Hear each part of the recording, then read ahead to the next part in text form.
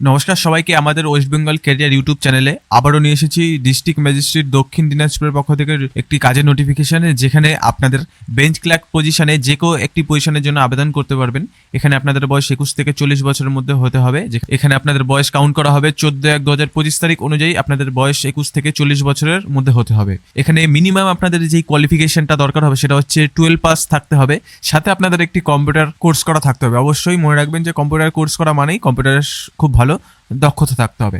এখানে আপনাদের খুব ভালো মানের 13,500 টাকা মাসিক বেতন রাখা হয়েছে। এই মাসিক বেতনটি অ্যানুয়ালি ইনক্রিমেন্ট হবে না। এখানে আপনাদের আবেদন করতে হলে অনলাইনে আবেদন করতে হবে, যেখানে recruitmentdd.in ওয়েবসাইট থেকেই শুধুমাত্র আপনারা এখানে আবেদন করতে পারবেন। এখানে আবেদন শুরু হয়েছে 15/1/2025 তারিখ থেকে 15 ফেব্রুয়ারি 2025 তারিখ পর্যন্ত, যেখানে আপনাদের এইচ প্রুফ হিসাবে বার্থ সার্টিফিকেট, অ্যাডমিট কার্ড অথবা মাধ্যমিকের এক্সামিনেশন অথবা সেকেন্ডারি মাধ্যমিকের এক্সামিনেশনের অ্যাডমিট কার্ড দিলে আপনারা এইচ প্রুফ হিসাবে ডকুমেন্ট ব্যবহার করতে পারবেন।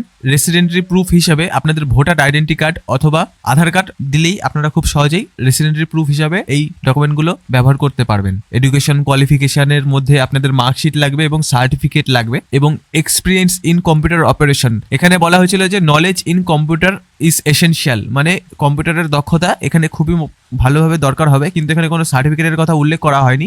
কিন্তু যখন আপনারা অনলাইনে আবেদন করবেন সেখানেই আপনাদের সার্টিফিকেটের প্রয়োজন হবে, যে এক্সপিরিয়েন্স ইন কম্পিউটার অপারেশন, যেখানে বলা হয়েছে certificate from recognise institute wherever applicable, মানে রেকগনাইজ কোনো ইনস্টিটিউট থেকে আপনারা যদি কম্পিউটার পাস আউট করে থাকেন সেখান থেকে সার্টিফিকেটটি আপনারা ব্যবহার করতে পারবেন, এবং সাথে ওয়ার্ক এক্সপিরিয়েন্স থাকলে সেটাও অ্যাটাচ করতে পারবেন। এখানে বলা হয়েছে যে recruitmentdd.in ওয়েবসাইটে আপনারা অনলাইন অ্যাপ্লিকেশনটি করে ফেললে আপনাদের যে অ্যাডমিট কার্ডটি জেনারেট হবে সেই অ্যাডমিট কার্ডটি আপনি অবশ্যই প্রিন্ট আউট করে রাখবেন নিজেদের কাছে। এবং অবশ্যই আপনাকে বলা হয়েছে আপনারা অনলাইনে আবেদন করার সময় যেই সার্টিফিকেটগুলো আপনারা অনলাইনে আপলোড করেছেন, যেমন পাসপোর্ট, অ্যাডমিট কার্ড, মাধ্যমিকের ড্রাইভিং লাইসেন্স অথবা আধার কার্ড অথবা আপনাদের প্যান কার্ড অথবা ব্যাংকের পাসবই, সাথে ফটোগ্রাফ, যেটাই আপনারা আপলোড করেছেন অনলাইন রেজিস্ট্রেশনের সময় সেটা অবশ্যই নিয়ে যাবেন। এবং সাথে আপনাদের self attach photocopy of marksheet, H proof certificate, residency proof certificate, computer certificate, এই সব ডকুমেন্টগুলো আপনাদের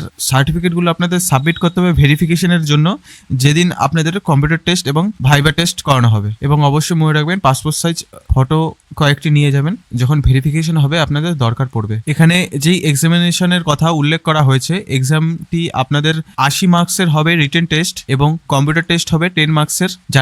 যারা রিটেন টেস্টে সাকসেসফুল ভাবে কমপ্লিট করে ফেলবে তাদেরকে কম্পিউটার টেস্টের জন্য ডাকা হবে, এবং যারা কম্পিউটার টেস্টও সাকসেসফুলভাবে কমপ্লিট করে ফেলবে তাদেরকে ভাইবা টেস্টের জন্য ডাকা হবে।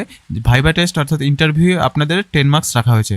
তারপর 1:5 রেশিওতে আপনাদের এখানে মেরিট লিস্টটি প্রকাশিত হবে অনলাইন ওয়েবসাইটে, যেখানে আপনাদের এক্সামের সিলেবাস থাকবে ইংলিশ, বাংলা, ম্যাথমেটিক্স এবং জেনারেল নলেজ, যেটা শুধুমাত্র রিটেন এক্সামের ক্ষেত্রেই প্রযোজ্য হবে এই সিলেবাসটি। এবং আপনাদের আরেকটি গুরুত্বপূর্ণ তথ্য হচ্ছে the date of written test will be publish on due to course in the district official website, অর্থাৎ recruitmentdd.in ওয়েবসাইটটি থেকেই আপনারা জেনে নিতে পারবেন রিটেন টেস্টটি কবে কন্ডাক্ট করা হবে।